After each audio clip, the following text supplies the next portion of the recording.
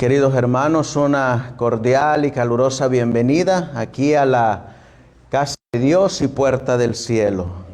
Estamos para culminar el día santo del Señor y esperando que en esta tarde nuevamente Dios nos hable por medio de su palabra y por medio de sus testimonios. Vamos a colocarnos de rodillas para buscar a Dios en espíritu y en verdad, y que sea Él quien nos hable a través de la palabra de Dios. Amantísimo Dios, que tu morada está en las alturas de los cielos. Estamos nuevamente aquí, mi Dios, postrados de rodillas, suplicándote que usted haga presencia en nuestro medio. Así como dice tu palabra, que donde están dos o tres reunidos en tu nombre, usted está ahí en medio de ellos. Y por eso, Señor, queremos darte las gracias porque nos das la promesa y la esperanza de que usted puede habitar en medio de nosotros, con nosotros y en nosotros. Por eso, Señor, gracias por tu bendita palabra, por los testimonios que nos has dejado y sobre todo, Señor, por darnos la oportunidad de poder verte un día cara a cara sin velo que nos los oculte y poder escuchar esa voz que usted proclamó, que usted dio en el monte Sinaí. Hoy, Señor, queremos suplicarte nuevamente que nos des la oportunidad de poder escuchar esa voz. Lo escucharon los israelitas, pero que tu voz, mi Dios, sea para salvación, ya que tu Biblia dice que también esa voz la van a escuchar los impíos. Por eso te pedimos, mi Dios, que nosotros seamos de los que van a estar a tu mano derecha, de los que a los cuales tu Hijo le va a decir: venid benditos de mi Padre, y heredad del reino preparado para vosotros. Así pues, mi Dios, acompáñanos, dirígenos, pues te lo pedimos en el nombre precioso de tu Hijo, nuestro querido y amado Salvador Jesucristo. Amén. Vamos a abrir la palabra de Dios en el libro de Nehemías. Vamos a abrir la palabra de Dios en el libro de Nehemías, el capítulo 9. Nehemías capítulo 9, versículos del 6 en adelante. Nehemías capítulo 9, en la Biblia de estudio que ustedes tienen, está en la página 532 del Antiguo Testamento. Y dice la palabra de Dios, Nehemías 9, 6. Tú, solo tú, oh Jehová, tú hiciste el cielo y el cielo de los cielos y todo su ejército, la tierra y todo lo que está en ella, los mares y todo lo que hay en ellos. Y tú has preservado todas estas cosas, y el ejército del cielo te adora. La Biblia nos dice que Dios creó los cielos y la tierra por su palabra, y esa misma palabra sustenta hasta hoy en día estos cielos y esta tierra. Versículo 8.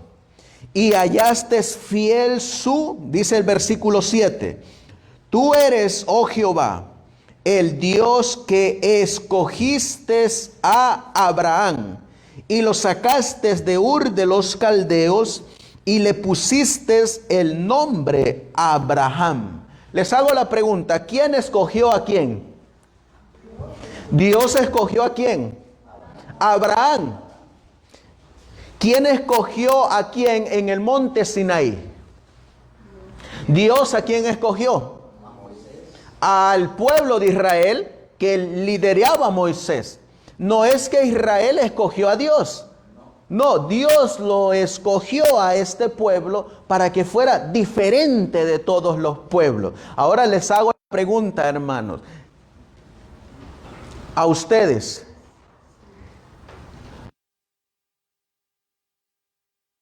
escogieron? Dios nos escogió, nos sacó de la cantera del mundo para traernos a su luz admirable. Porque en nosotros, dice el apóstol Pablo, nada bueno hay. Somos podredumbre. Sin embargo, Dios, que tiene en su carácter misericordia, decide mirarnos, decide rescatarnos y decide sacarnos de la inmundicia del mundo para traernos a su luz admirable. Así le ocurrió a Abraham. Abraham estaba ya en Ur de los Caldeos y dice la Biblia que Dios lo escogió a él y lo sacó de allá. Hoy el mensaje de los tres ángeles hace exactamente lo mismo. Cuando nos llega el mensaje, ¿de dónde nos saca? Del mundo. Nos saca de Babilonia y nos trae para pertenecer a el pueblo de Israel espiritual. Miren qué más sigue diciendo Dios por medio de su palabra.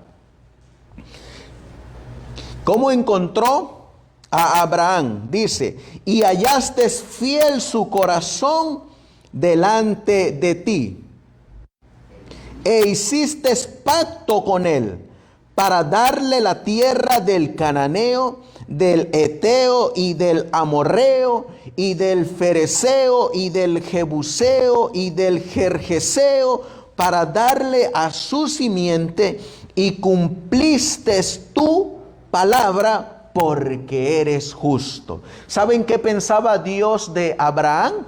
Vamos ahí, Nehemías, y vamos a ir por un momento al libro de Génesis, para que miremos qué pensaba Dios de Abraham.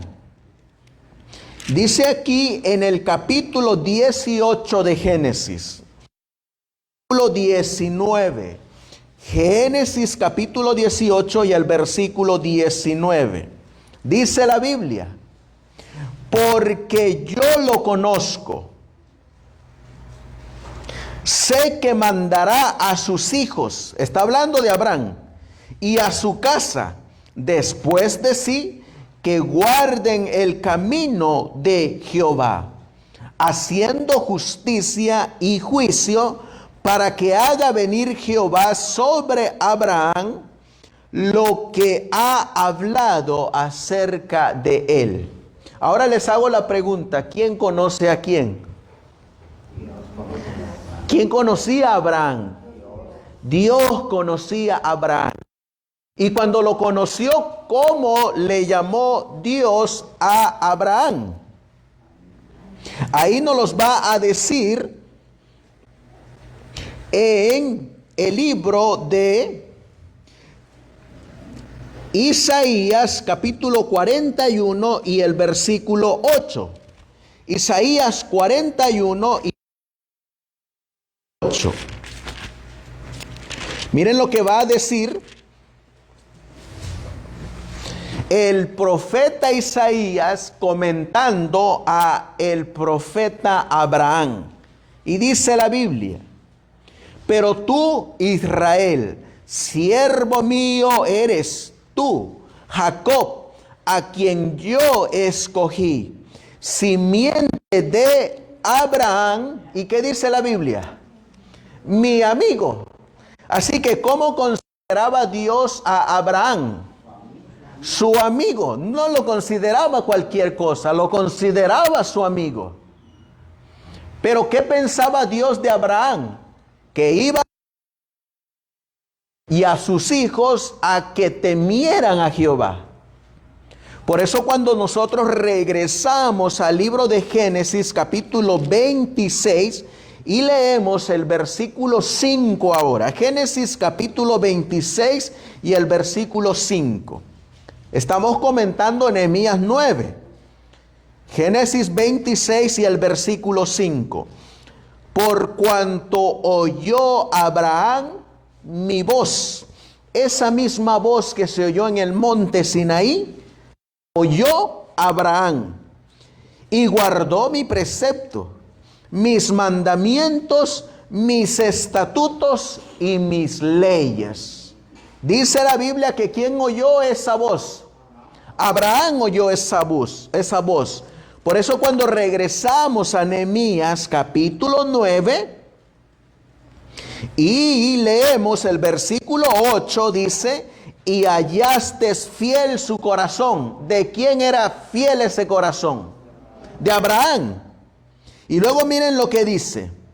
Versículo 9. Y miraste la aflicción de nuestros padres en Egipto. Viste el clamor de ellos en el Mar Rojo. Y diste señales y maravillas en Faraón y en todos sus siervos y en todo el pueblo de su tierra.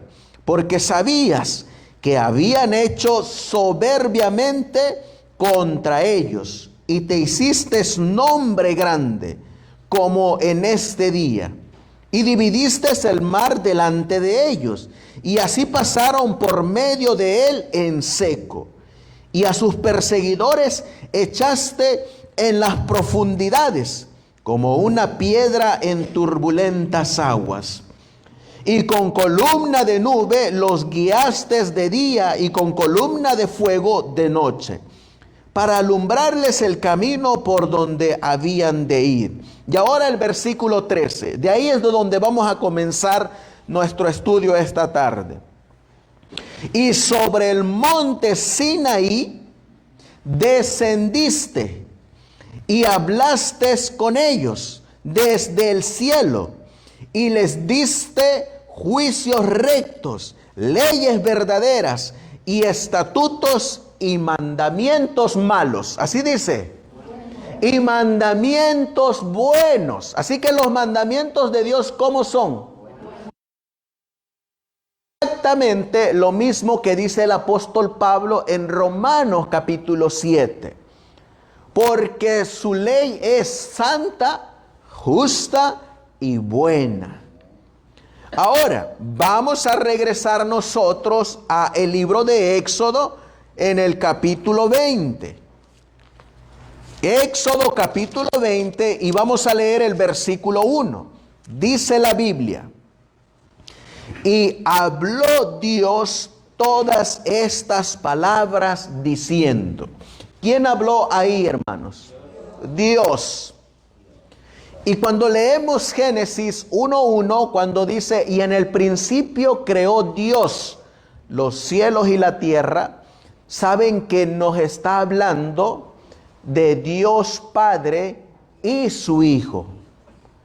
Miren lo que nos va a decir esta cita que tenemos aquí, de la mensajera del Señor.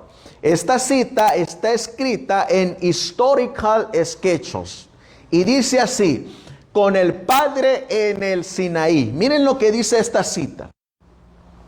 Cuando ellos, es decir Israel, llegaron al Sinaí, Él, es decir Dios, aprovechó la ocasión para refrescar su memoria, la del pueblo de Israel, con respecto a sus requerimientos.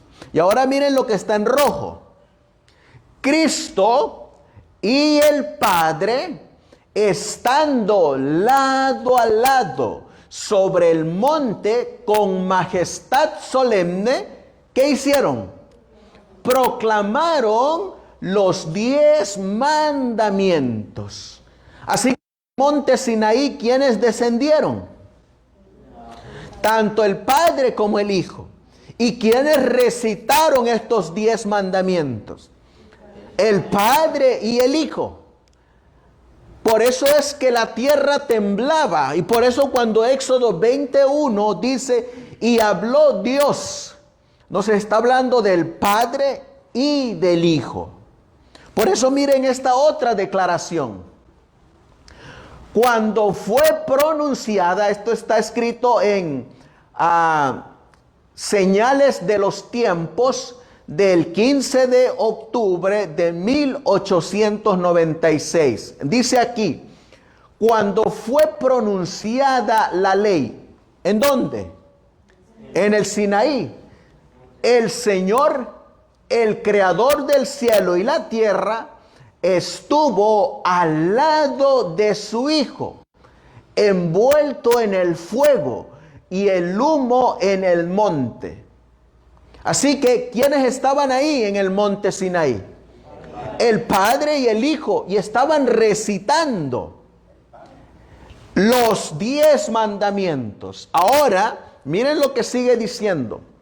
No fue aquí donde se dio la ley por primera vez, pero se proclamó para que los hijos de Israel, cuyas ideas se habían confundido en su asociación con idólatras en Egipto, pudieran ser recordados de sus términos y entender lo que constituye la verdadera adoración de Jehová.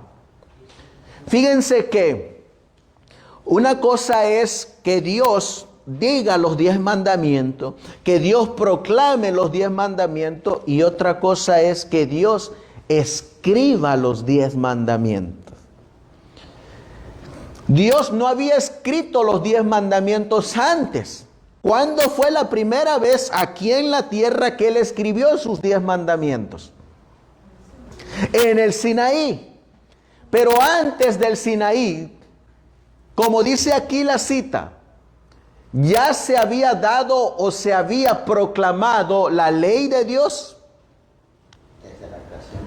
Dice la Biblia que sí, lo acabamos de leer. Por ejemplo, leímos Génesis 26:5. ¿Qué hizo Abraham? ¿Qué hizo Abraham, hermanos? En Génesis 26:5 dice que Abraham escuchó, oyó la voz de Dios. ¿Y qué más hizo Abraham? Guardó sus preceptos, sus estatutos y sus mandamientos. No lo dice así.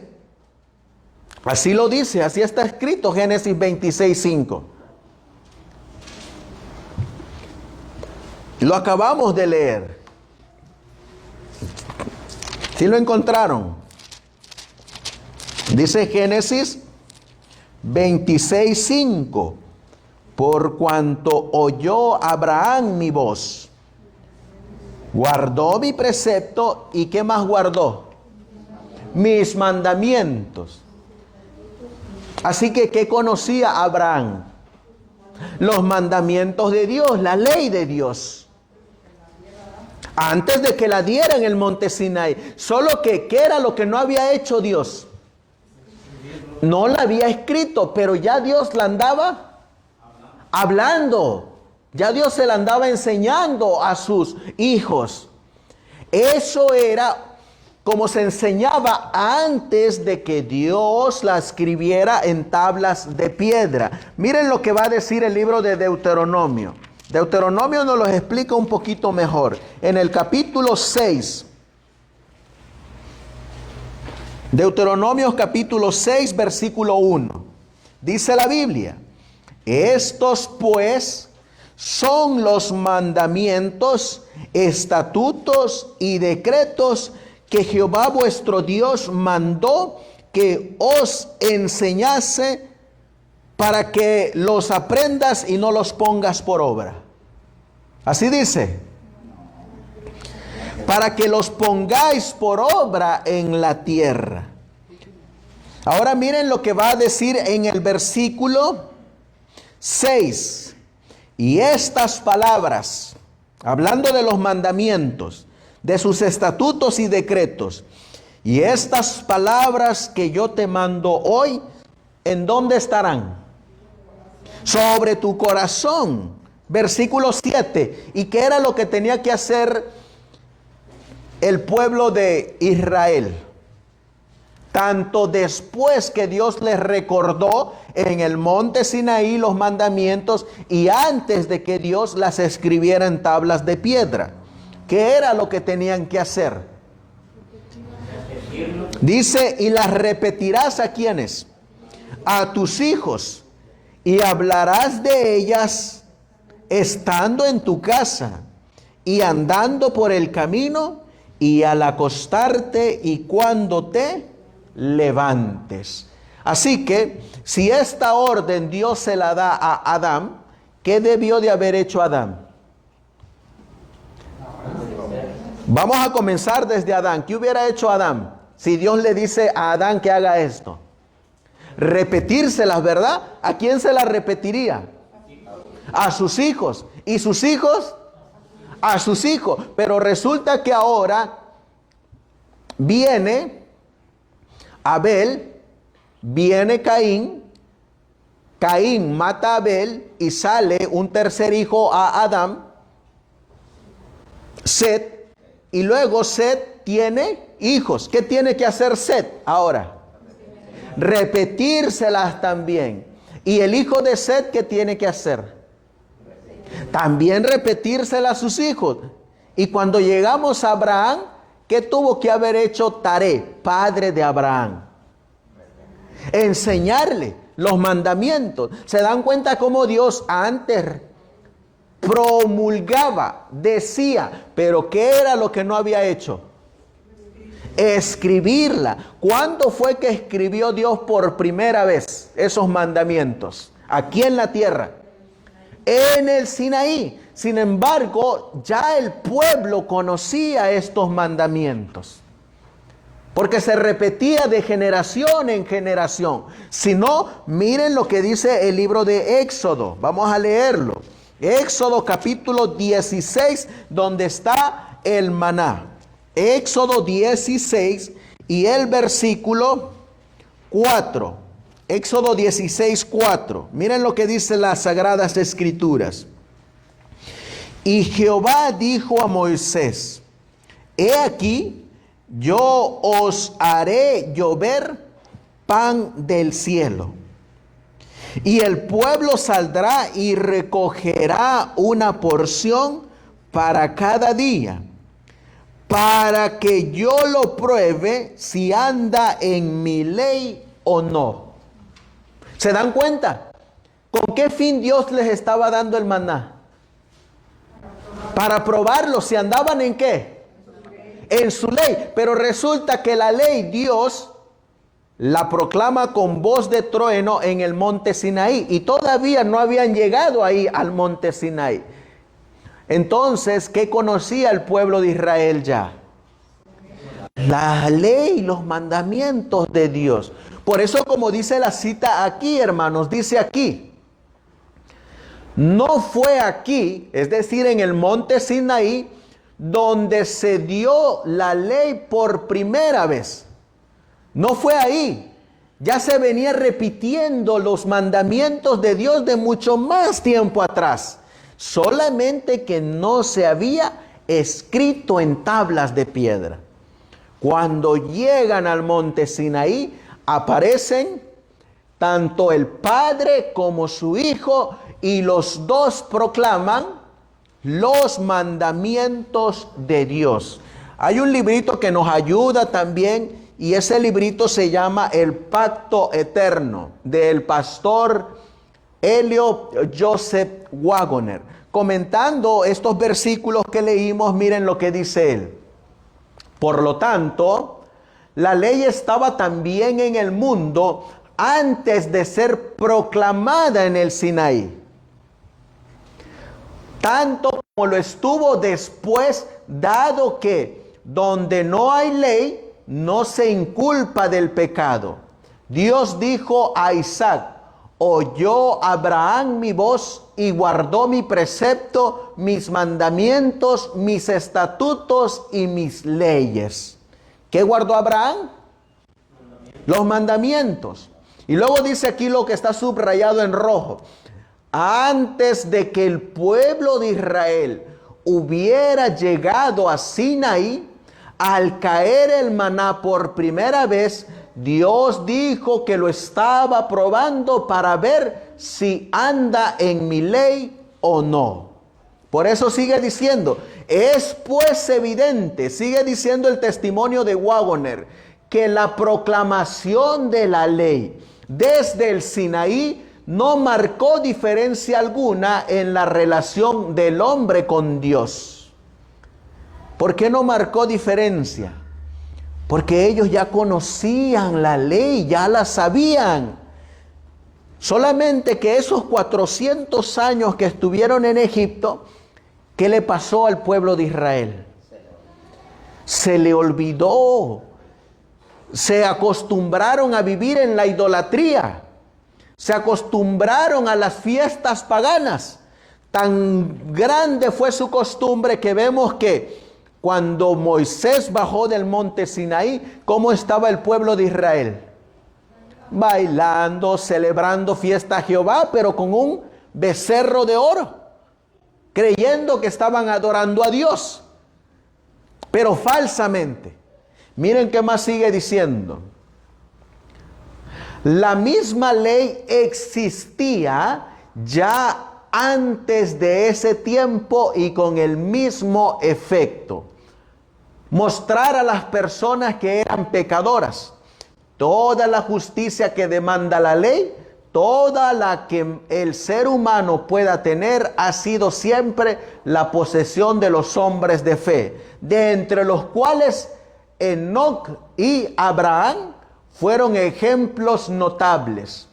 Por lo tanto, miren lo que dice: la única razón para la introducción de la ley en el Sinaí fue la de dar al hombre un sentido más vivido de su magna importancia y de la terrible naturaleza del pecado que prohíbe, así como llevarlo a confiar en Dios en lugar de confiar en sí mismo.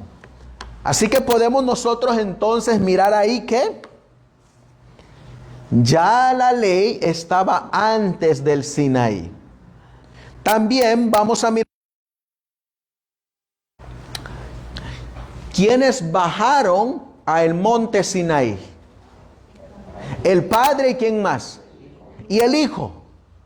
Ahora, vamos a mirar nosotros en el libro de Éxodo capítulo 25. Éxodo capítulo 25. Y el versículo 21. Éxodo 25 y el versículo 21. Y miren dónde se iban a colocar esos mandamientos que Dios proclamó desde el monte Sinaí. Éxodo 25 y el versículo 21. ¿Qué dice la palabra de Dios? Y pondrás el propiciatorio sobre el arca. ¿Y qué más dice ahí? Y en el arca pondrás el testimonio que yo te daré. ¿Qué iban a colocar adentro del arca? Los 10 mandamientos. Vamos a leerlo en Deuteronomio capítulo 10 y el versículo 1. En aquel tiempo Jehová me dijo: lábrate 2 tablas de piedra como las primeras, y sube a mí al monte, y hazte un arca de madera. Y escribiré en aquellas tablas palabras que estaban en las tablas primeras, que quebraste. ¿Y qué dice la Biblia? Y las pondrás ¿dónde, hermana? En el arca.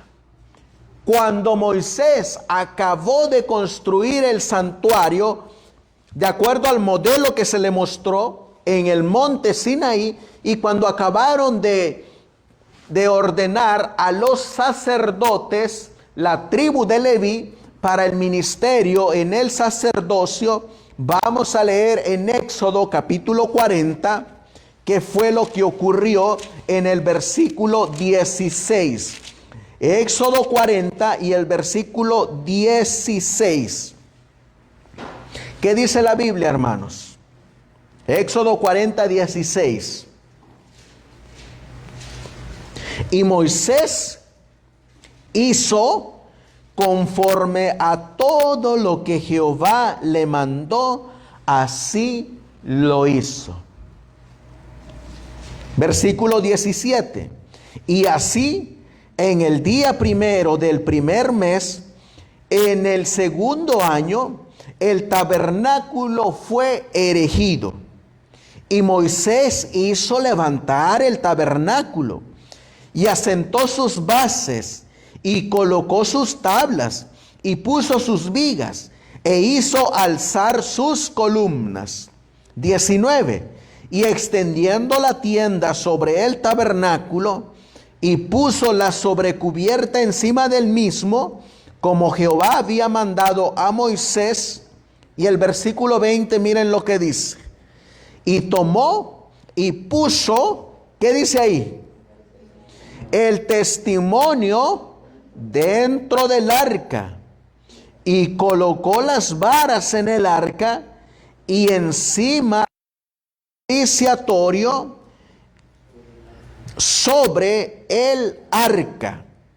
Y metió el arca en el tabernáculo y puso el velo de la tienda y cubrió el arca del testimonio como Jehová había mandado a Moisés.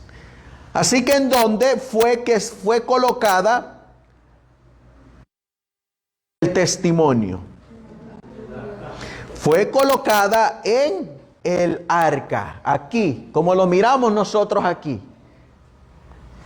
Todo lo hizo Moisés conforme a quién se lo ordenó. ¿Quién se lo ordenó? Dios. Por eso la Biblia dice que Moisés hizo todo conforme Dios se lo mandó. Lo colocó adentro del arca, en el lugar santísimo, donde Dios había mandado. Cuando nosotros vamos ahora y seguimos buscando esta arca, encontraremos ahora que David y Salomón deciden hacer una casa para Dios. Y se le conoce como el templo de Salomón. Vamos a ver qué nos dice Primera de Reyes. En Primera de Reyes, en el capítulo 6, leeremos el versículo 2. Primera de Reyes, capítulo 6, versículo 2. Para seguir buscando esta arca y estos 10 mandamientos. ¿Cómo dice la Biblia? Dice: la casa que el rey Salomón edificó a Jehová tuvo 60 codos de largo y 20 de ancho y 30 codos de alto. Versículo 7, Primera de Reyes 6, 7. Y la casa, cuando se edificó, la fabricaron de piedras que traían ya acabadas, de tal manera que cuando la edificaban, ni martillos ni hachas se oyeron en la casa, ni ningún otro instrumento de hierro. Fíjense que me llama la atención porque todas las piedras las traían de diferentes lugares, pero cuando llegaban a Jerusalén, a donde se iba a construir la casa de Dios, el templo, dice que cada piedra que venía, ya no tenían que pegarle con martillo. Dice que cada piedra ya venía formada solamente para colocarla en el lugar que iba a ir. Ahora, miren lo que nos va a decir el versículo 9. A ver qué nos sigue diciendo. Primera de Reyes 6, 9.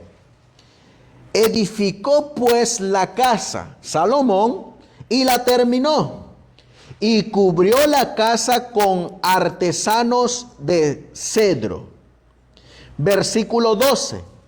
En cuanto a que tú edificas, le dice Dios a Salomón: si anduvieres en mis estatutos e hicieres mis decretos y guardares todos mis mandamientos, andando en ellos, yo cumpliré contigo mi palabra que hablé a David tu padre. Versículo 13. Y habitaré en medio de los hijos de Israel, y no abandonaré a mi pueblo Israel. Así pues, Salomón edificó la casa y la terminó. Comentando estos versículos, vamos a encontrar nosotros qué nos dice el libro Consejos para la Iglesia, página 522. Miren lo que dice. El templo judío fue construida con piedras labradas que se sacaron de las montañas. Y cada piedra era preparada para su lugar en el templo. Así que cada vez que encontraban una piedra, pensando en dónde iba a ser colocada esa piedra, es que la traían. Y miren la comparación que hace la mensajera. Dice, labrada a escuadra, pulida y probada antes de ser transportada a Jerusalén. Así que andan los arquitectos y andan los que están trabajando con las piedras y se van a las montañas y encuentran una piedra estupenda. ¿Qué hacen con esa piedra, hermanos? Empiezan a escuadrarla. ¿Qué más dice la Escritura? A pulirla. ¿Y qué más? Y a probarla. Y cuando llega a Jerusalén, ¿cómo llega esa piedra? Exacta, perfecta para ser puesta en el templo. Ahora miren lo que dice. Cuando todas esas piedras se encontraron sobre el terreno, la edificación se hizo sin que se oyera el ruido de un hacha o de un martillo. Eso es lo que leímos en la Biblia, que cuando llegaron esas piedras a Jerusalén, no se oyó ningún martillo, ninguna hacha para colocarlas.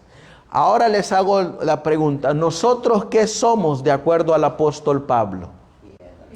Piedras vivas. ¿Y hacia dónde van estas piedras vivas? Hacia el monte de Sión, hacia la nueva Jerusalén, a donde está el templo del Señor. Por eso miren que antes de que lleguemos allá, ¿qué tiene que hacer Dios primero acá? Primero tiene que escuadrarnos, luego tiene que pulirnos y luego tiene que probarnos. ¿Qué ocupa Dios para escuadrarnos, para pulirnos y para ser probados? El libro de Zacarías, capítulo 13, versículo 8 y 9. Para que miren que nosotros aquí en la tierra tenemos que pasar esa experiencia que pasaron estas piedras que fueron colocadas en la casa de Dios.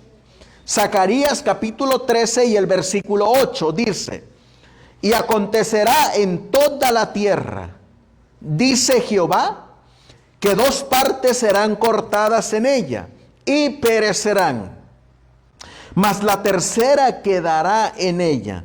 Versículo 9. Y meteré en el fuego la tercera parte. ¿Y qué dice la Biblia? Y los refinaré como se refina la plata, y los probaré como se prueba el oro. Invocarán mi nombre, y yo les oiré, y diré, pueblo mío, y ellos dirán, Jehová es mi Dios. Así que por pasar Dios para probarnos, para pulirnos y para escuadrarnos. Por el fuego de la prueba, por el fuego de la aflicción, por el fuego de la angustia, por el fuego de la desesperación, para que cada tiempo de angustia que estas piedras pasen, miren hacia su Salvador y dependan de su Salvador. Por eso miren el comentario de la mensajera del Señor. En Consejos para la Iglesia, página 522. Esta edificación, la del templo de Salomón, representa el templo espiritual de Dios, compuesto de materiales traídos de todas las naciones, lenguas, pueblos, grandes y pequeños, ricos y pobres, sabios e ignorantes. No se trata de sustancias inertes que deben ser trabajadas por medio del martillo o el cincel. Son piedras vivas sacadas de la cantera del mundo por medio de la verdad.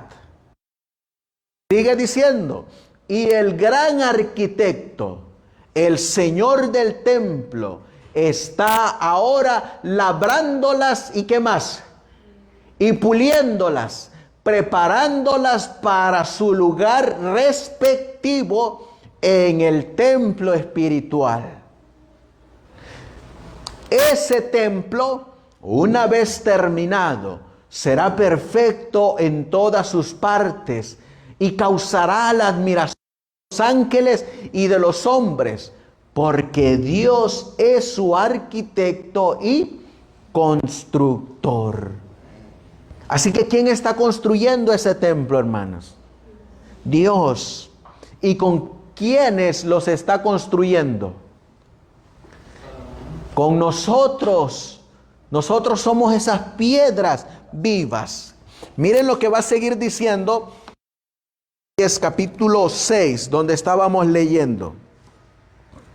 Primera de Reyes, capítulo 6. Ahora, versículo 19.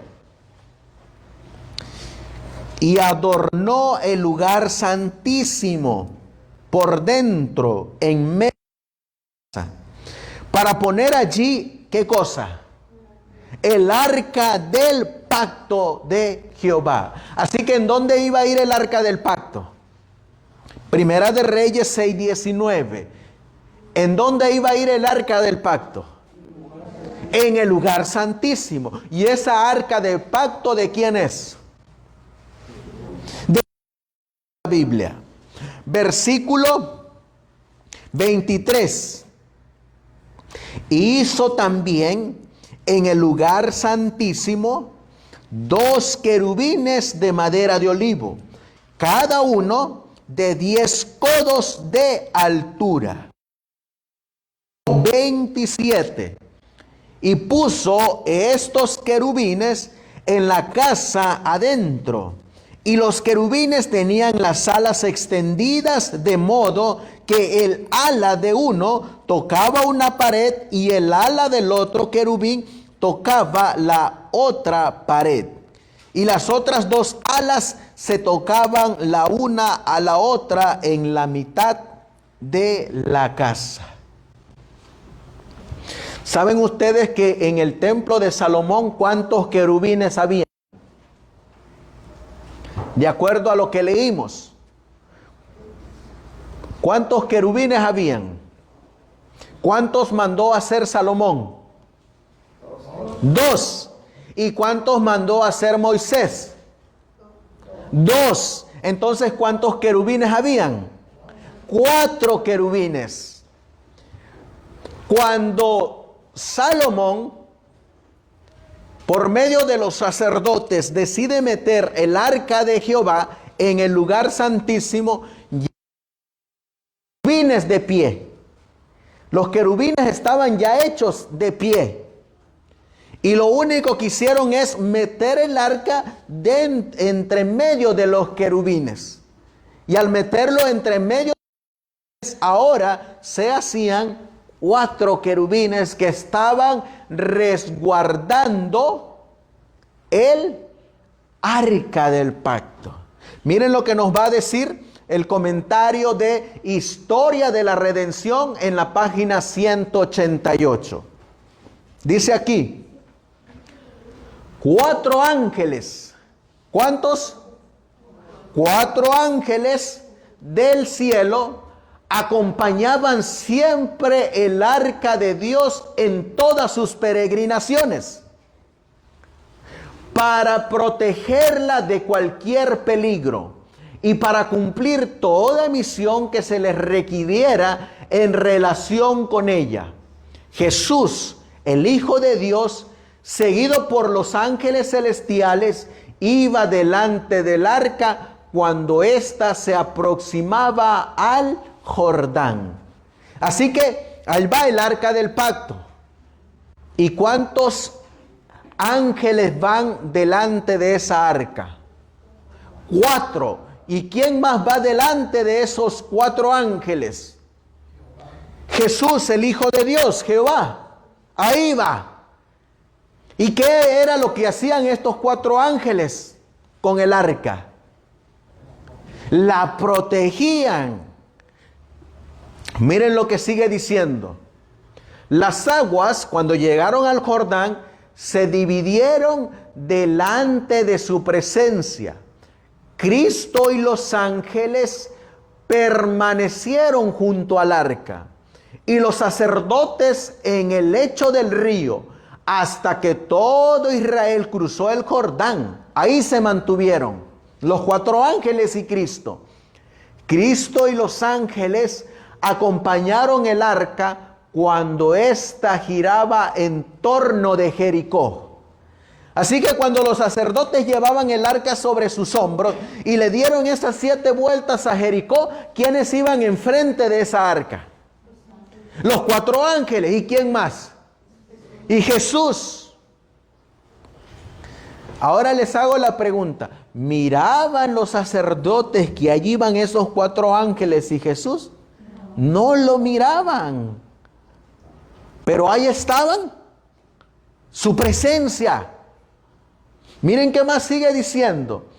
Y finalmente derribaron sus macizos muros y entregaron la ciudad en manos de Israel. Tristemente, esa arca fue tomada por los filisteos. Miren qué ocurrió, y ahí van a aparecer estos 4 ángeles nuevamente. Cuando fue tomada por los filisteos y lo metieron en la casa de sus dioses, el Señor permitió que su arca fuera tomada por sus enemigos. ¿Se acuerdan que leímos en la escuela sabática que también Dios permitió que Joacim fuera llevado cautivo junto con su pueblo Israel a Babilonia? Porque habían transgredido sus mandamientos, especialmente el sábado. Y saben ustedes que por esa razón Dios va a entregar a la corporación adventista en manos de sus enemigos por la transgresión especialmente de este día. Dice evento de los últimos días, hablándole a los adventistas: pesado fuistes en balanza y fuistes hallado falto. ¿Saben cuándo es que se les va a entregar todos los bienes, todas sus sedes, sus 13 asociaciones? ¿Saben cuándo se las van a entregar a Babilonia? Dios va a permitir que se las entregue cuando venga la ley dominical.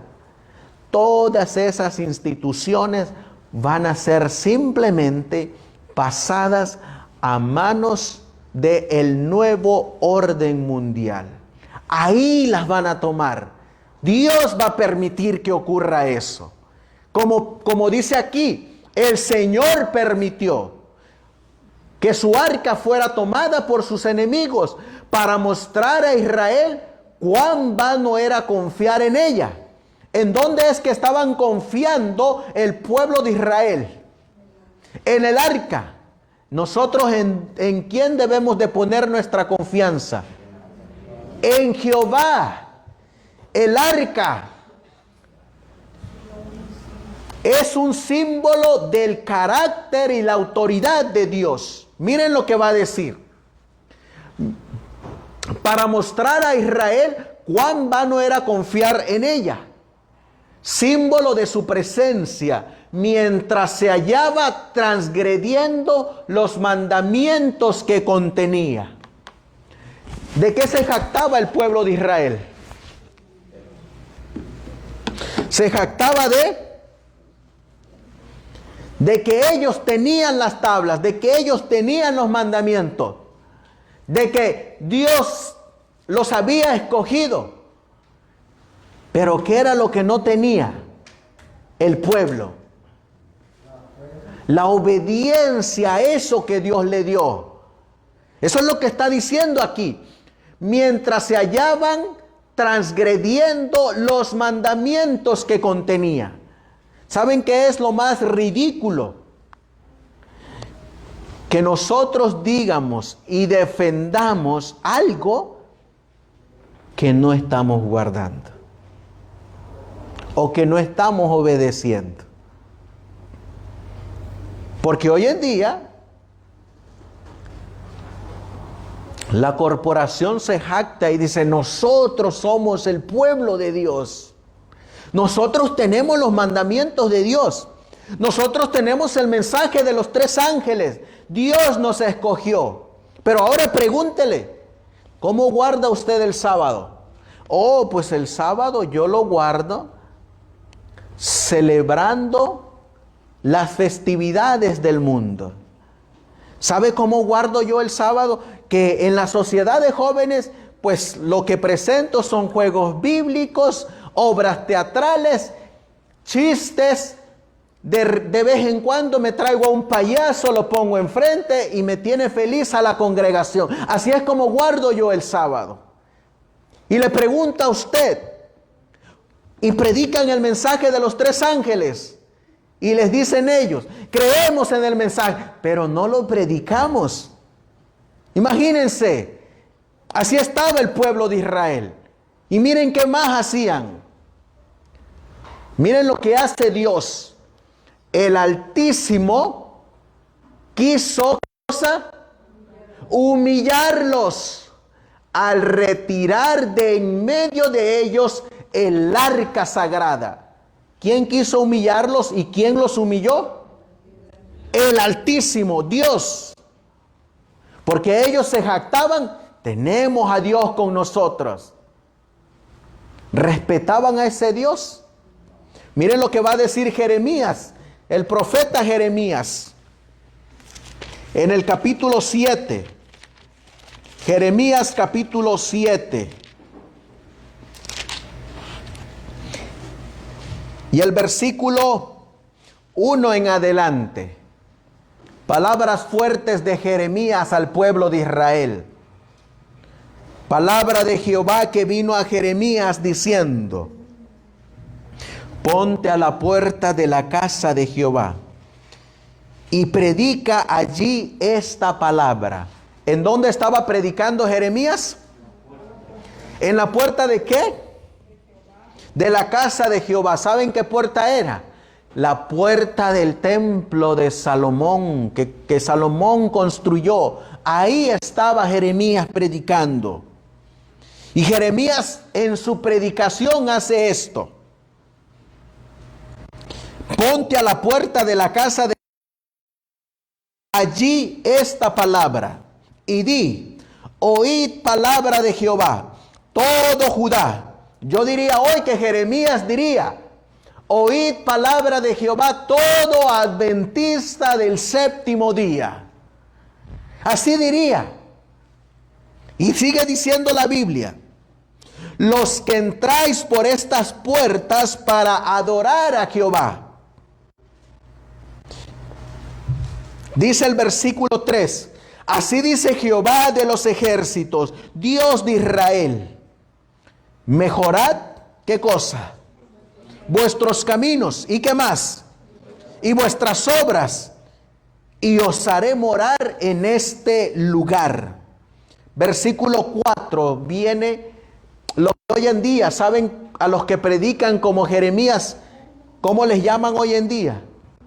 No juzgues el templo de Dios, no juzgues la casa de Dios, no juzgues el pueblo de Dios. Ahora les hago la pregunta, hermano, si Jeremías estuviera vivo hoy, ¿a quién les predicaría?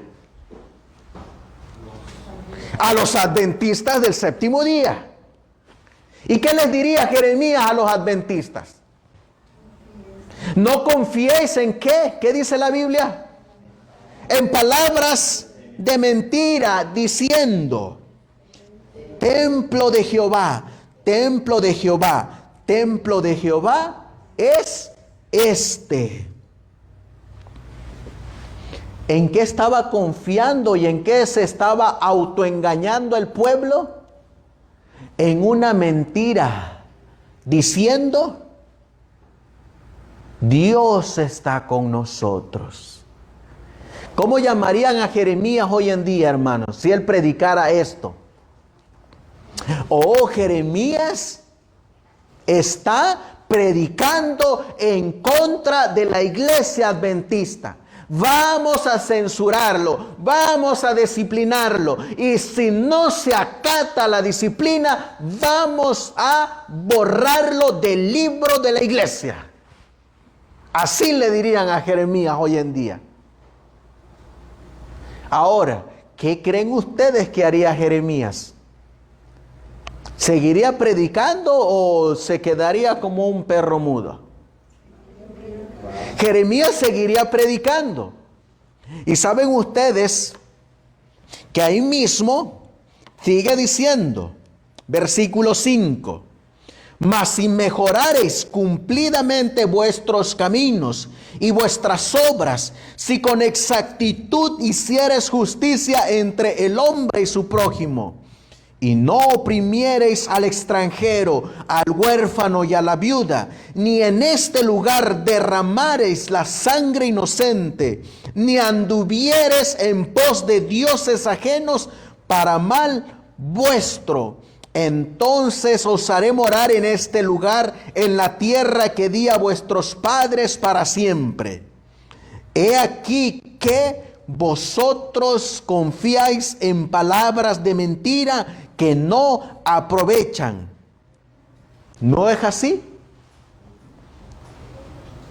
Por eso cuando leemos nosotros la historia de Jeremías, vamos a encontrar más adelante que a Jeremías, en el capítulo 26, Jeremías capítulo 26 y el versículo 11, miren lo que dicen los profetas y los príncipes de Israel. Jeremías 26:11 dice: entonces hablaron los sacerdotes y los profetas a los príncipes y a todo el pueblo, diciendo. ¿Qué decía el pueblo, los príncipes y los profetas? Jeremías 26:11. En pena de muerte ha incurrido Jeremías. Porque, ¿qué dice la Biblia? En contra de esta ciudad. ¿Y cuál era esa ciudad? La Jerusalén. Como vosotros habéis oído con vuestros oídos. ¿Contra quién profetizaba Jeremías? Contra Jerusalén. Y por profetizar en contra de Jerusalén, ¿cómo lo miraban a él? ¿Qué querían hacer con él? Y sobre vosotros y sobre esta ciudad y sobre sus moradores, porque en verdad Jehová me envió a vosotros para que dijese todas estas palabras en vuestros oídos.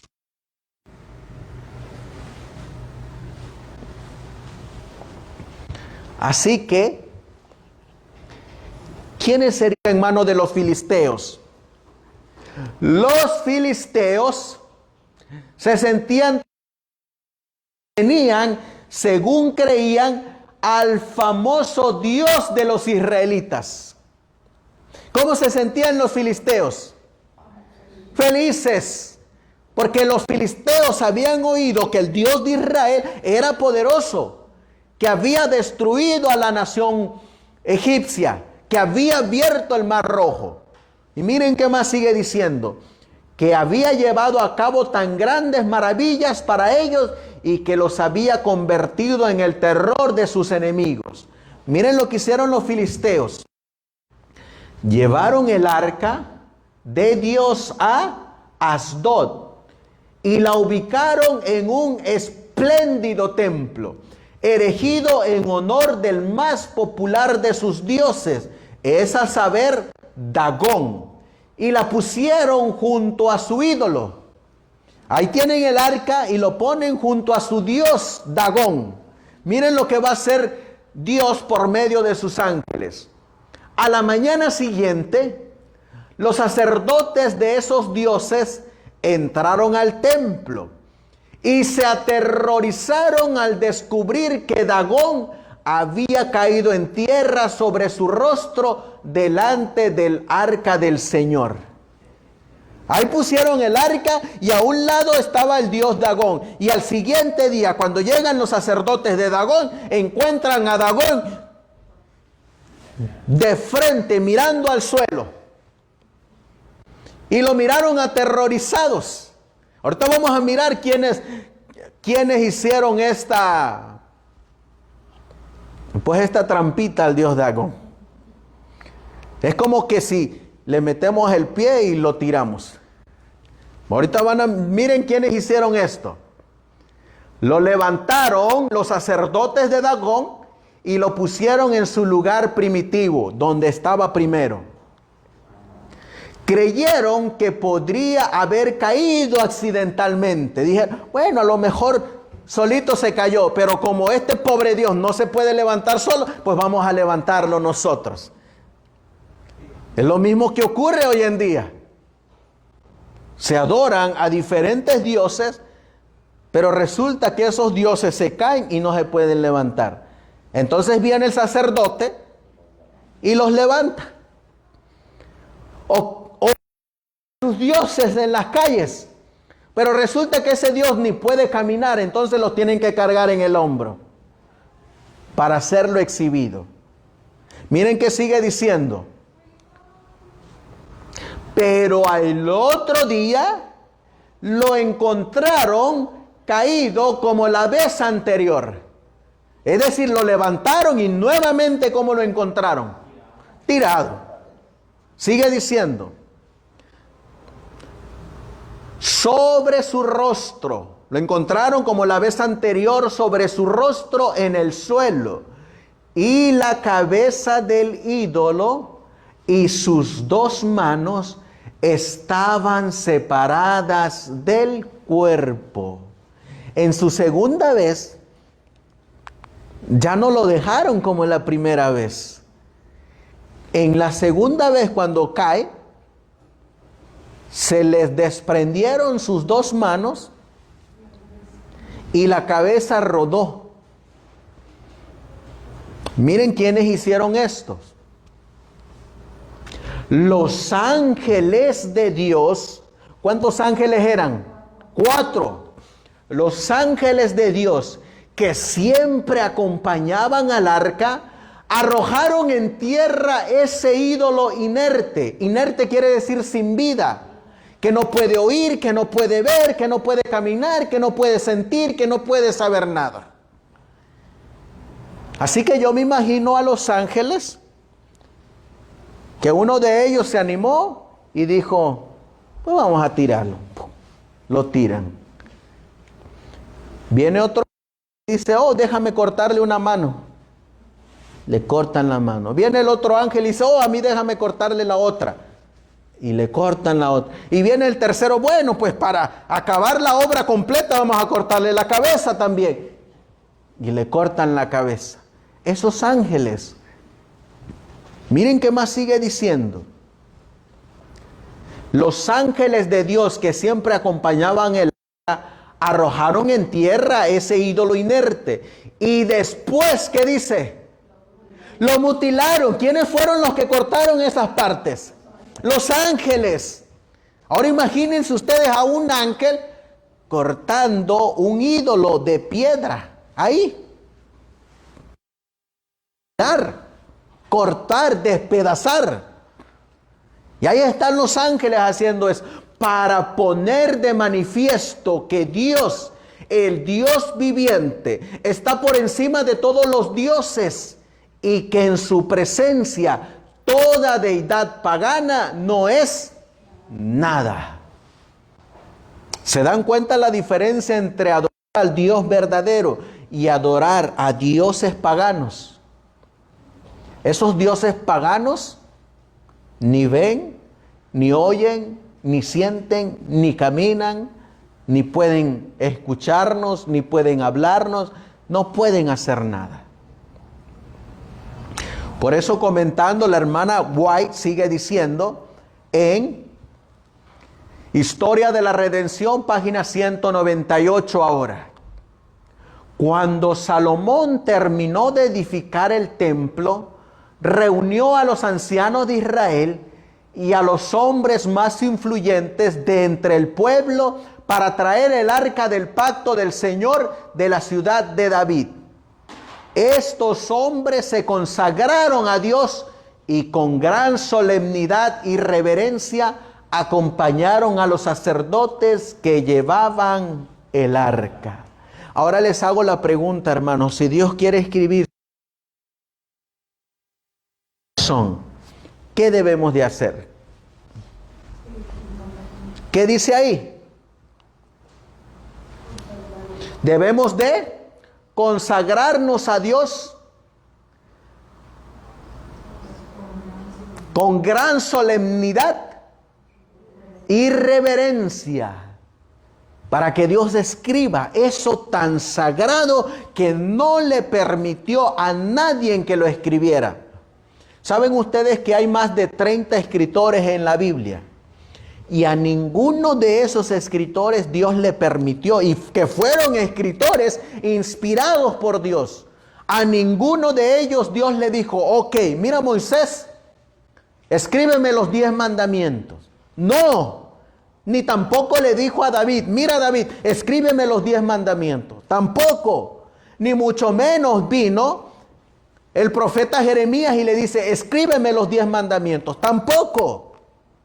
Porque es algo tan sagrado para Dios, porque es el fundamento de su trono y el reflejo de su carácter, que no lo puede dejar a un hombre que lo escriba.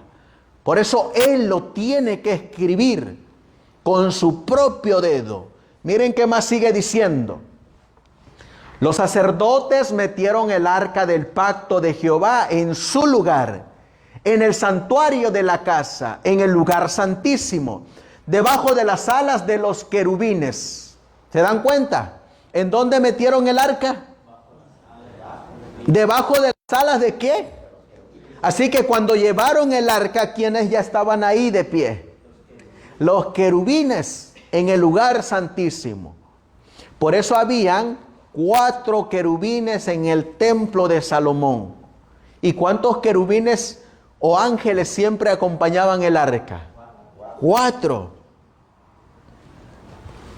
Dicho sea de paso, ¿cuántos querubines están delante del trono en los cielos? 4 querubines también. Miren qué más sigue diciendo. Debajo de las alas de los querubines, porque los querubines tenían extendidas las alas sobre el lugar del arca, y así cubrían los querubines el arca y sus varas por encima. Habían edificado un santuario sumamente espléndido, de acuerdo con el modelo que se le mostró a Moisés en el monte, y que más tarde el Señor le presentó a David. El santuario terrenal fue hecho de acuerdo con el celestial, además de los querubines ubicados sobre la cubierta del arca, Salomón hizo 2 ángeles más de gran tamaño, de pie en cada extremo del arca, para representar a los ángeles celestiales que siempre protegen la ley de Dios. Es imposible describir la belleza y el esplendor de este templo. Allí, tal como en el tabernáculo, se llevó el arca sagrada con orden, reverencia y solemnidad, y se la ubicó en su sitio entre las alas de los 2 grandes querubines que estaban de pie sobre el piso. Estas tablas originales que fueron colocadas en el lugar santísimo dentro del arca, las originales están en el cielo. Miren lo que nos dice, hablando de las tablas originales que están en el cielo. ¿Saben que la hermana Guay en visión lo miró? Miren, se me ordenó entonces, eso está en Primeros Escritos, página 251, se me ordenó entonces que observara los 2 departamentos del santuario celestial. El velo estaba levantado y miré el interior del segundo departamento, donde vi un arca. ¿Saben que Juan también miró eso? Vamos a leerlo en Apocalipsis capítulo, versículo 19. Miren lo que dice Apocalipsis 11, 19. Porque esto se le presentó a Juan. ¿Qué dice ahí? 11, 19.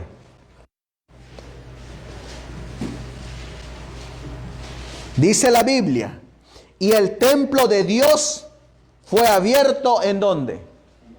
Así que ¿en dónde está este templo? En el cielo. ¿Y qué pasó con ese templo? Fue abierto. Y cuando se abrió ese templo en el cielo, ¿qué dice la Biblia? Y el arca de su fue vista en su templo. Y hubo relámpago y voces y truenos y un terremoto y grande granizo. Ahora les hago la pregunta, imagínense ustedes el templo, se descorre el velo y por fe ustedes están en el lugar santísimo mirando el arca. ¿Y qué creen ustedes que debe de haber adentro de esa arca? La ley de Dios, el original. Por eso miren lo que le ocurrió a la mensajera del Señor.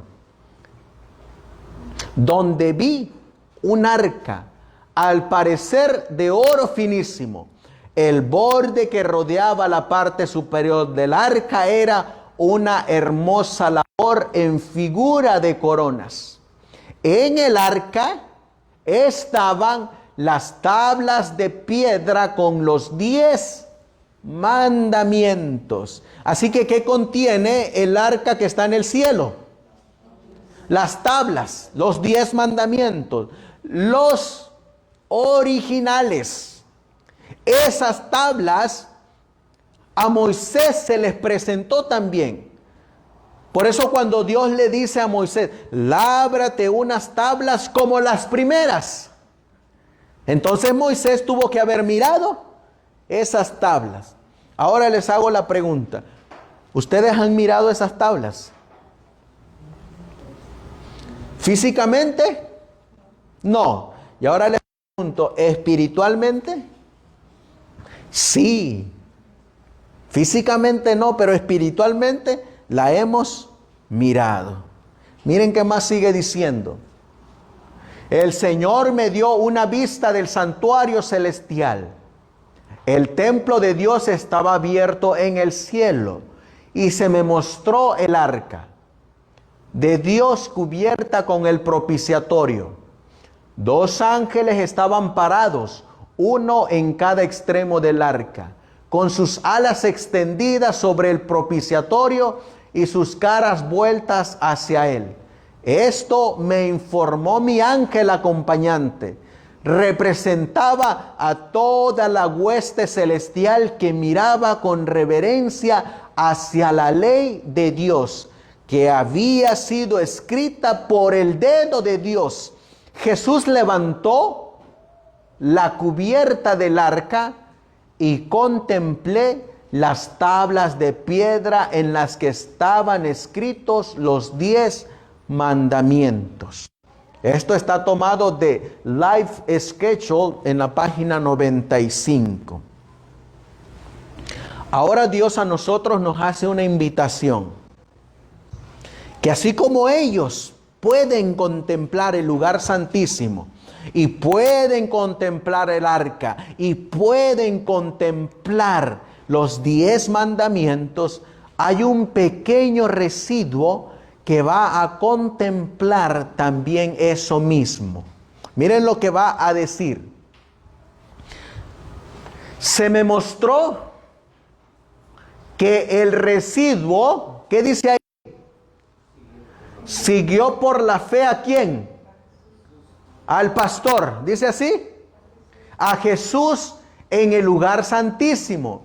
Y al contemplar el arca y el propiciatorio, fue cautivado por su esplendor.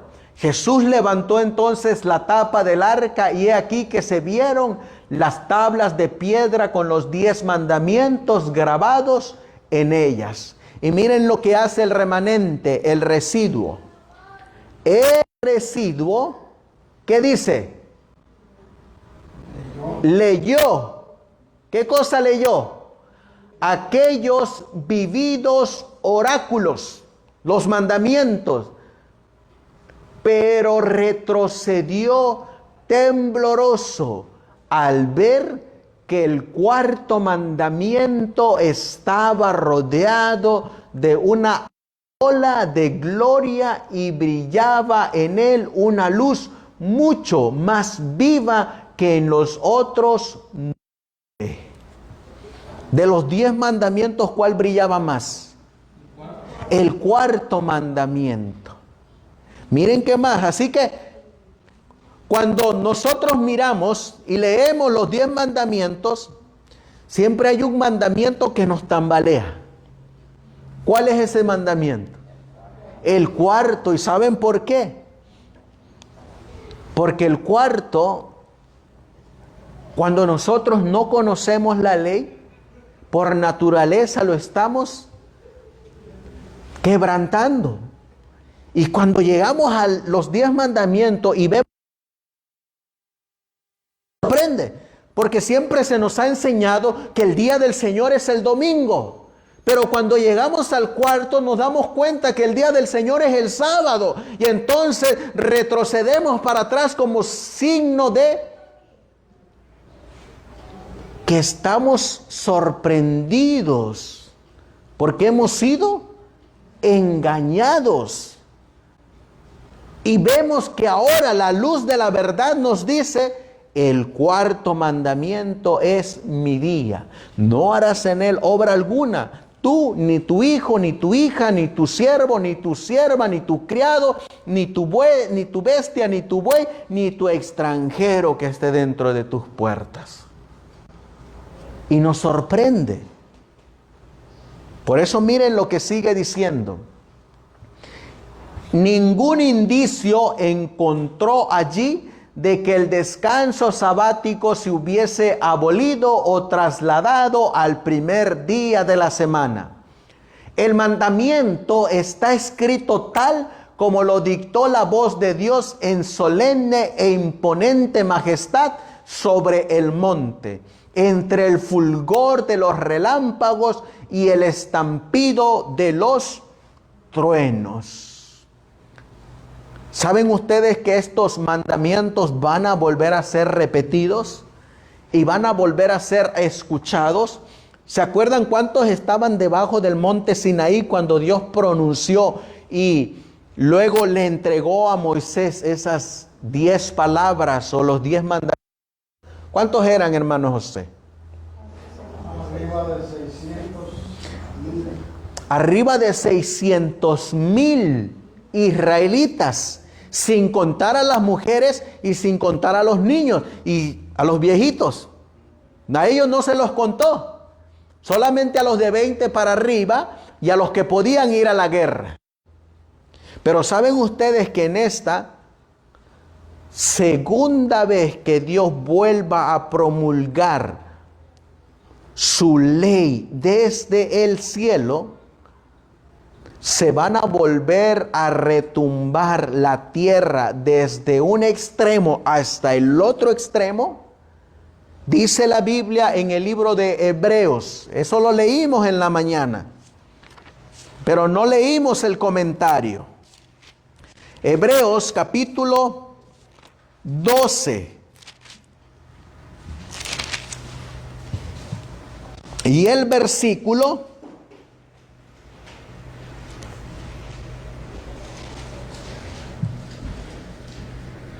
25 y 26.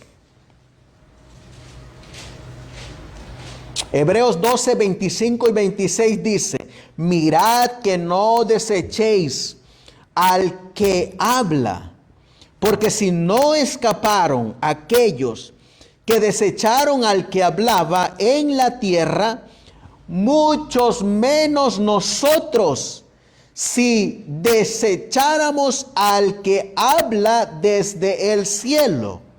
Y viene la profecía del apóstol Pablo a los hebreos: la voz del cual conmovió entonces la tierra, pero ahora ha prometido. Aquí está la promesa, aquí está la profecía, diciendo, aún, ¿qué dice la Biblia? Una vez más. Si dice una vez más es porque ya lo hizo anteriormente. Aún una vez más. Y yo conmoveré no solamente la tierra, sino también el cielo. Por eso cuando nosotros miramos, vamos a mirar que Dios en esta ocasión que vuelva a conmover los cielos, y esta vez junto con ella la tierra, como lo hizo en el Sinaí, van a haber 3 grupos que van a escuchar esa voz. Esa voz que va a promulgar los 10 mandamientos. Aquí va el primer grupo que va a estar de pie cuando se oigan esos 10 mandamientos. Apocalipsis, en el capítulo 14, nos va a decir, y el versículo 13, el primer grupo que va a estar de pie ahí. Apocalipsis 14 y el versículo 1 primeramente. Miren lo que dice Apocalipsis 14:1. Y miré, y he aquí un cordero estaba en pie sobre el monte de Sión, y con él 144,000 que tenían el nombre de su Padre escrito en sus frentes.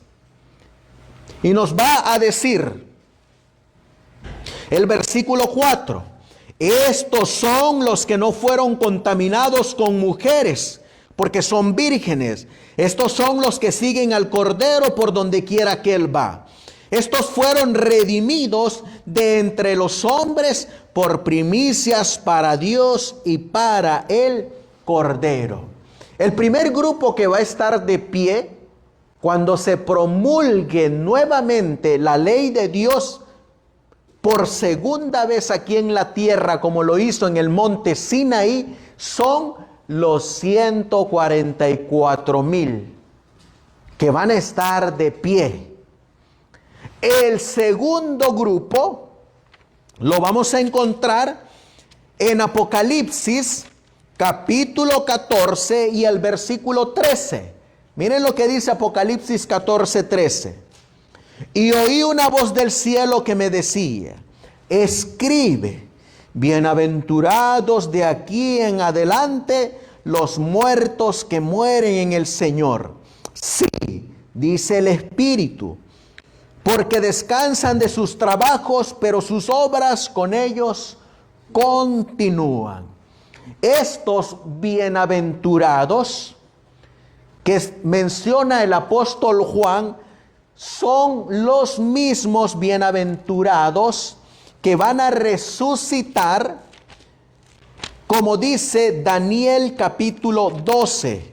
Vamos a ir a Daniel capítulo 12 ahora. Y leeremos en el versículo 2. Daniel 12:2. Miren qué nombre les da Daniel. Juan les da el grupo de los bienaventurados. Daniel dice: y muchos de los que duermen en el polvo de la tierra serán despertados, unos para vida eterna y otros para vergüenza y confusión perpetua. Ahí ahora Daniel nos dice que muchos van a ser despertados, unos para vida eterna y otros para confusión o condenación perpetua. Estos dos grupos están en Apocalipsis capítulo 1. Miren lo que va a decir. Apocalipsis capítulo 1 y el versículo 7. He aquí que viene con las nubes y todo ojo le verá, y los que le traspasaron y todos los linajes de la tierra harán lamentación a causa de él. Así sea. Amén. Así que aquí miramos nosotros a los 144,000 que van a estar vivos y de pie cuando Dios vuelva a promulgar su ley. Van a estar los bienaventurados, los que murieron a partir del mensaje del tercer ángel. A partir de 1844, cuando se comenzó a dar este mensaje. Y luego, en ese grupo, va a haber una resurrección especial de estos que mueren en el mensaje de los tres ángeles y también de los que crucificaron a Jesús. Ahí ellos van a estar de pie para escuchar el pacto de Dios, los 10 mandamientos. Y desde luego que ahí va a estar también este otro grupito que aparece en Apocalipsis capítulo 6. Miren lo que dice Apocalipsis capítulo 6. Y el versículo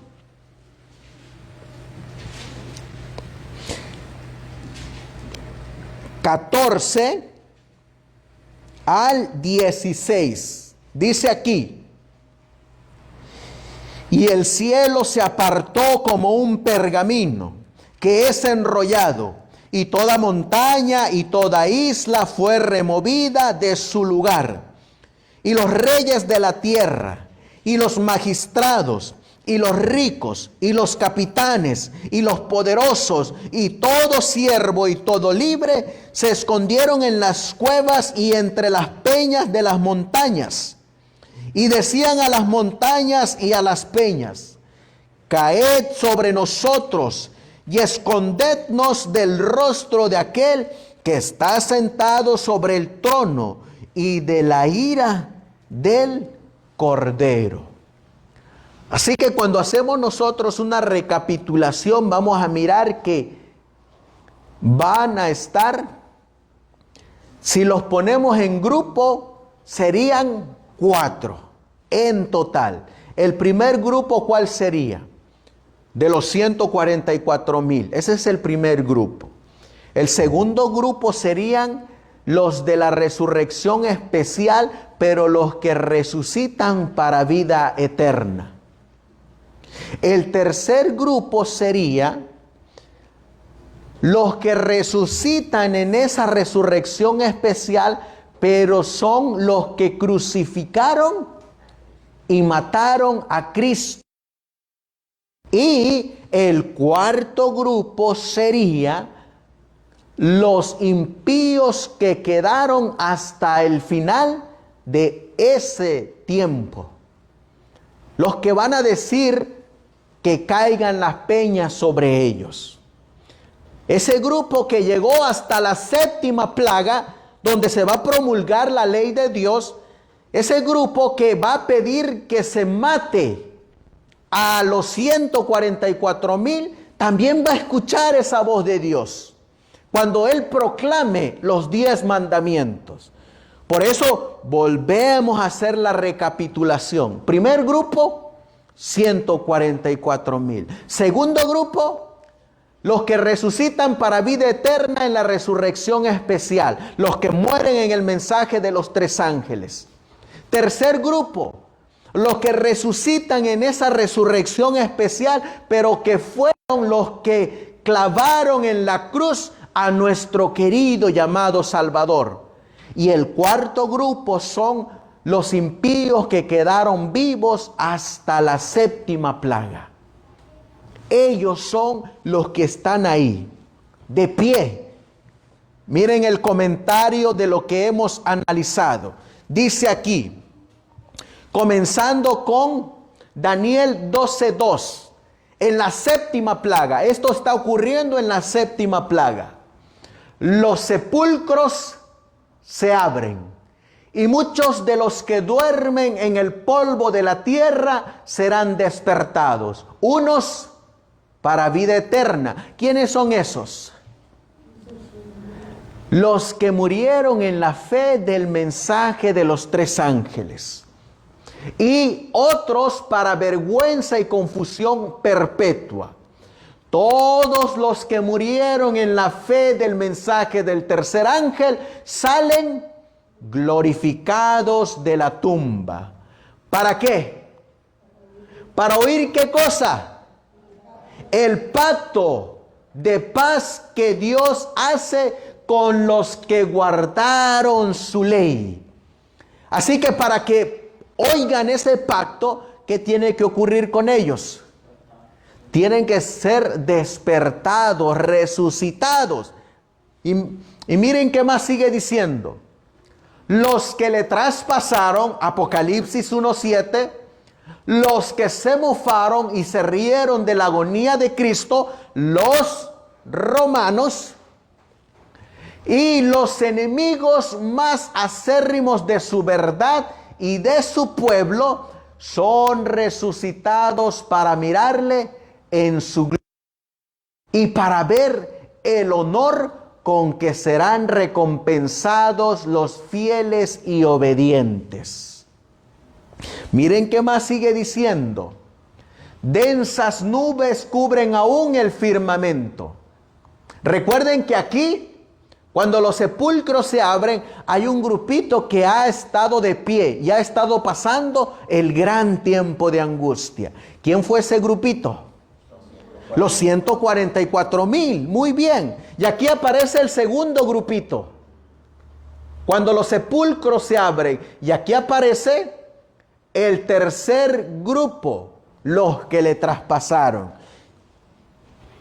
Y también ahí están los impíos que quedaron hasta la séptima plaga. Densas nubes cubren aún el firmamento. Sin embargo, el sol se abre paso de vez en cuando, como si fuese el ojo vengador de Jehová. Y miren ahora las escenas que empiezan a ocurrir. Fieros relámpagos rasgan el cielo con fragor. ¿Dónde hubo relámpagos, hermanos? En el monte Sinaí. Envolviéndolo a la tierra en claridad de llamaradas.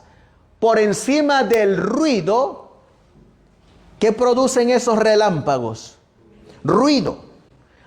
Un ruido aterrador de los truenos, se oyen voces misteriosas y terribles que anuncian la condenación de ¿quiénes? De los impíos.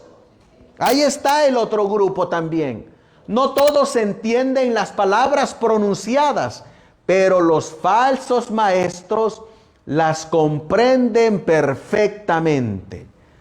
Los que poco antes eran tan temerarios, jactanciosos y provocativos, y que tanto se regocijaban al ensañarse con el pueblo de Dios, observador de sus mandamientos, se sienten presa de consternación y tiemblan de terror.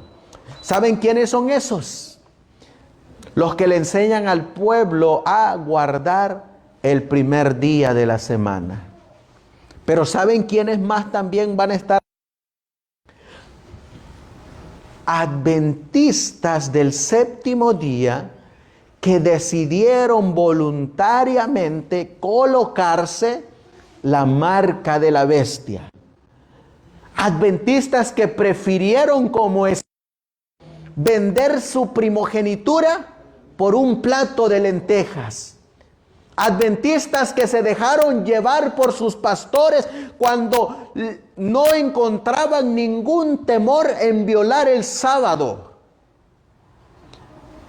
Ahí van a estar también. ¿Qué más sigue diciendo? Sus llantos dominan el ruido de los elementos. Los demonios confiesan la divinidad de Cristo. Fíjense que hasta los demonios saben quién es Cristo. Y confiesan que Cristo es Dios, como dice Romanos 9:5. Miren qué más sigue diciendo. Y tiemblan ante su poder, mientras que los hombres claman por misericordia y se revuelcan en terror abyecto. Dice aquí, denunciarán los cielos su justicia, porque Dios es el juez. Salmo 56. Y luego miren lo que dice. Esta ley santa, justicia de Dios, que entre truenos y llamas fue proclamada como guía de la vida. ¿Qué dice ahí? Se revela ahora a los hombres como norma del juicio. Y miren lo que aparece en los cielos. Una mano. La mano abre las tablas en las cuales, ¿qué dice ahí? Se ven los preceptos del decálogo inscritos con letras de fuego, las originales. Ahí están los 10 mandamientos que Dios tiene guardada en el arca original que está en el santuario original que está en el cielo. Ahí aparecen con letras de fuego. Y miren qué más ocurre. Las palabras son tan distintas que todos, ¿qué dice ahí? Pueden leerlas. La memoria se despierta. Las tinieblas de la superstición y de la herejía desaparecen de todos los espíritus. Y las 10 palabras de Dios, breves, inteligibles y llenas de autoridad, se presentan a la vista de todos los habitantes de la tierra. Así que te hago la pregunta, hermano, hermana, y hermanos que nos escuchan.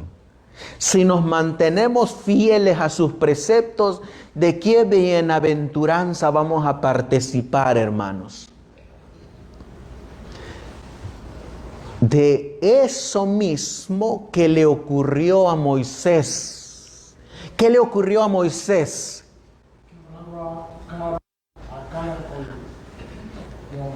Que escuchó de su propia voz de Dios los 10 mandamientos. Y que cuando Moisés escuchó esos 10 mandamientos y estuvo en la presencia de Dios, cuando Moisés bajó del Sinaí, ¿cómo estaba su rostro? Glorificado, decía la cita. ¿Cómo van a estar aquí los que resucitan? Lo leímos hace un ratito. Dice aquí.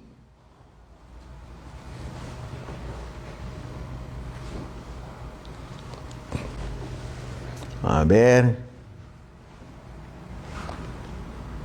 Lo leímos aquí.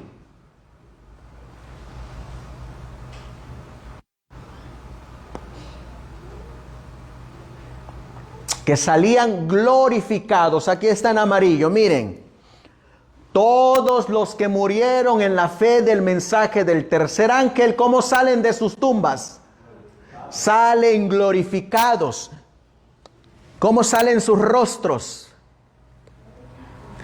¿Cómo estaba el rostro de Moisés? ¿Se acuerdan que lo leímos en la mañana? ¿A qué se parecía ese rostro? A la de un ángel.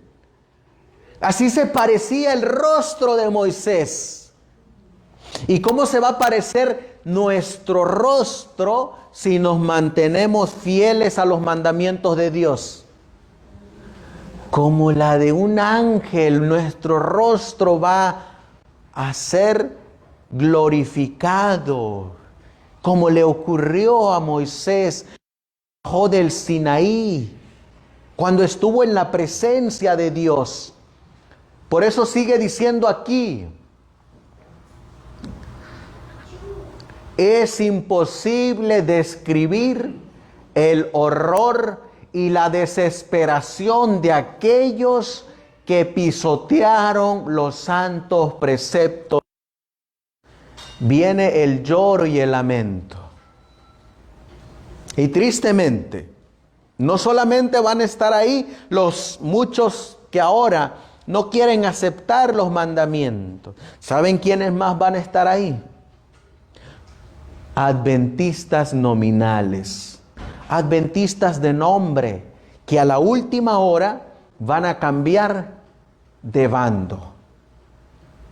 Van a optar por adorar a la bestia, a su imagen y al falso profeta. Por eso este mensaje es un mensaje para afirmarnos y mantenernos en la fe, y que pase lo que pase, cueste lo que cueste, es más preferible obedecer a Dios antes que a los hombres. Les hago la pregunta, ¿quién les va a dar la recompensa a ustedes? ¿El hombre o Dios? Dios. Entonces, ¿a quién es menester obedecer? Como decía Pedro, a Dios. ¿Y qué decía Jeremías acerca de los hombres?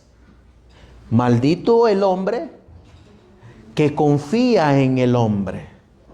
¿Es bueno confiar en el hombre? Jamás de los jamases. Dice aquí, el Señor les había dado su ley, con la cual hubieran podido comparar su carácter y ver sus defectos, mientras que había aún oportunidad para arrepentirse y reformarse. ¿A quién le dio Dios esta ley? En el Antiguo Testamento, a los hebreos y a sus antepasados también. Ahora, ¿a quién le ha dado su ley en este tiempo? A nosotros, a los adventistas, tanto en forma personal como en forma general, como a nivel asociación. Y miren que sigue. Pero con el afán de asegurarse el favor ¿de qué? Del mundo, pusieron a un lado los preceptos de la ley y enseñaron a otros a transgredirlos. Se empeñaron en obligar al pueblo de Dios a que profanase su sábado. Ahora los condena aquella misma ley que despreciarían. Ya echan de ver que no tienen disculpa. Por eso, hermanos, para terminar, en ese día van a estar los enemigos de la ley de Dios por un lado, desde los ministros hasta el más insignificante entre ellos, los impíos. Y del otro lado, ¿quiénes van a estar? Los que dice Salmos 40 y el versículo 7 y 8. El hacer tu voluntad, Dios mío, me ha agradado, y tu ley está en medio de mi corazón. Si nos mantenemos fieles, hermanos, ahí estaremos. Y si no nos mantenemos fieles, de igual manera, vamos a estar en la presencia de Dios, porque vamos a confesar que Él es Dios al final del milenio, pero tristemente fuera de la ciudad. Mientras que los que se mantuvieron fieles a Dios dentro de la ciudad. Por eso la cita sigue diciendo: reconocen demasiado tarde que el día de reposo del cuarto mandamiento es el sello del Dios vivo. Los maestros de la religión condujeron las almas a la perdición mientras profesaban guiarlas hacia las puertas del paraíso. ¿Saben ustedes que en Primeros Escritos viene una cita que está para temblar y para pensar? Porque ahí dice que desde estos lugares, desde el púlpito, los maestros de religión, los pastores, los predicadores le van a instar a la feligresía que se guarde el primer día de la semana. Ahí está escrita la profecía. Pastores adventistas pidiéndole a su iglesia que guarden el primer día de la semana. Por eso, al concluir, mis hermanos, quiero dejarlos con esta cita de toda la presentación. Esta cita es de el pastor Alonso Trevier, y con esta cita terminamos para despedir el Santo Sábado del Señor. ¿Qué dice ahí? Esto está en el boletín de la Conferencia General número 20. Santificación es, ¿qué dice ahí? Guardar todos los mandamientos de Dios. ¿Cuántos? Todos. Y eso de guardar todos los mandamientos de Dios, ¿qué es? Todos. Y cuando los estamos guardando, ¿qué está ocurriendo con nosotros? ¿Qué dice ahí? Nos estamos santificando para ocupar un lugar en el templo celestial, así como las piedras que se estaban labrando a martillazos y escuadrando y puliendo para el templo en la ciudad de David. No es procurar guardarlos. No se trata de que, estoy procurando, dice. No se trata de procurar. Estoy tratando, tampoco de eso se trata. Dice aquí, no es procurar guardarlos, ni hacer lo mejor que podemos para guardarlos, sino que es guardar todos los mandamientos de Dios. Nadie será un guardador en el sentido en que Dios lo espera y dispone de todos los mandamientos de Dios, a menos que Cristo esté formado en él plenamente, a menos que su imagen esté impresa en él. Entonces, ¿cuál es la fórmula para guardar los mandamientos de Dios, hermanos?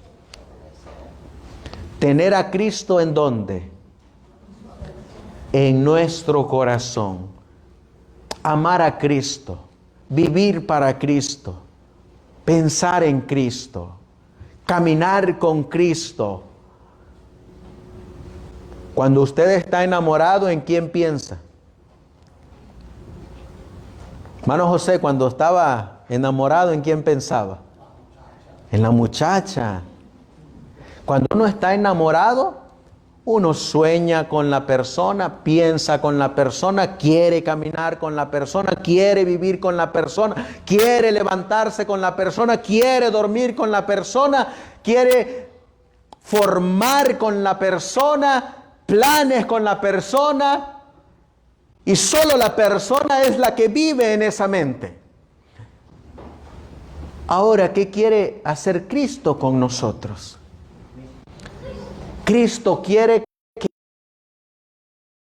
que nuestro cuerpo, mente y alma solamente para con Él. Y me amarás con todo tu corazón, con toda tu alma y con toda tu mente. Eso significa despertarse con Cristo, caminar con Cristo, porque el que está en Cristo, la Biblia dice en Primera de Juan, capítulo 3, versículo 5, nueva criatura es. El que está en Cristo, dice la Biblia, no peca, ni puede pecar, porque tiene la simiente de Cristo en él.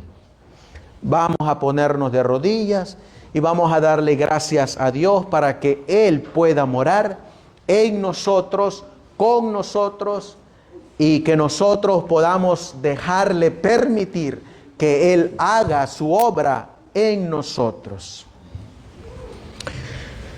Amantísimo Dios, que tu morada está en las alturas de los cielos.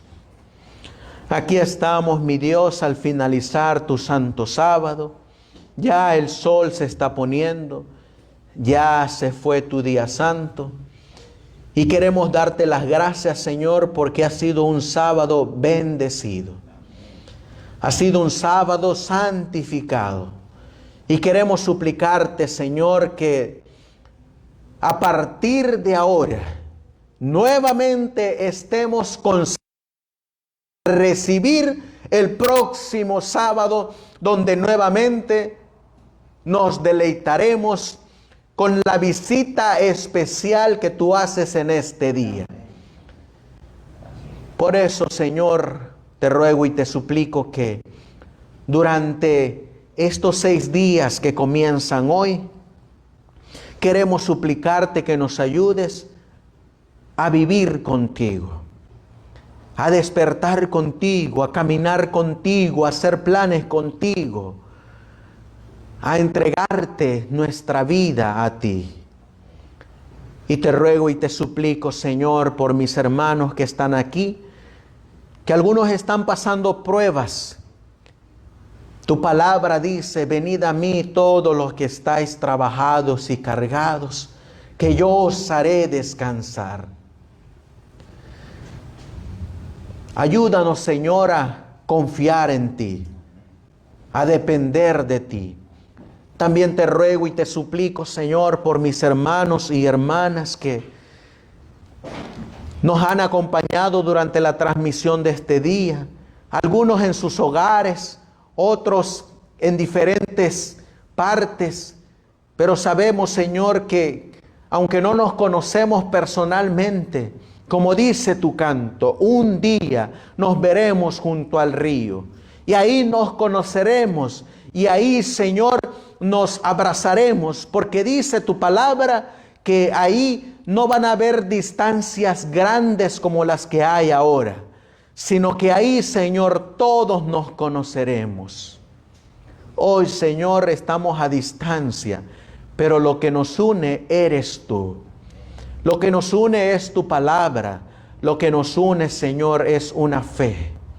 Por eso sé con ellos ahí donde ellos están, Señor, y los animamos y los exhortamos a que se mantengan firmes en este mensaje para poder ser aventurados que van a escuchar tu voz como la escuchó Moisés en el monte Sinaí, y que no solamente lo vamos a escuchar, sino que también vamos a repetir tus santos mandamientos cuando sean pronunciados desde los cielos. Ayúdanos, Señor, mi Dios, a ser fieles para poder estar entre los redimidos de ese momento. Bendice a mis hermanos, bendice a nuestros hermanos que están en diferentes partes del mundo y que a la final, Señor, usted reciba toda la honra